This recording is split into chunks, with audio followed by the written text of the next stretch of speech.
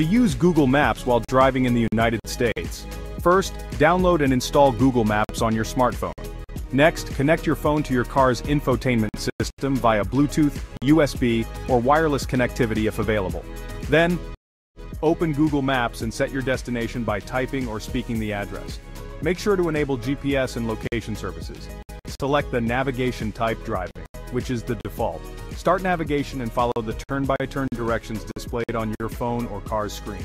You can use voice commands or tap the screen for alternative routes, stops, or to repeat directions. Additional tips for using Google Maps while driving in the US. Ensure your phone is mounted safely and visibly. Use hands-free functionality to minimize distractions. Keep your eyes on the road and avoid interacting with your phone while driving. Be aware of local traffic laws and regulations. Take advantage of Google Maps features like real-time traffic updates, road closure alerts, speed camera notifications where available, lane guidance and street view imagery where available. Consider integrating Google Maps with your car's infotainment system for a more seamless experience. By following these steps and tips, you can navigate safely and efficiently using Google Maps while driving in the United States. Please like and subscribe to this channel. Thanks for watching.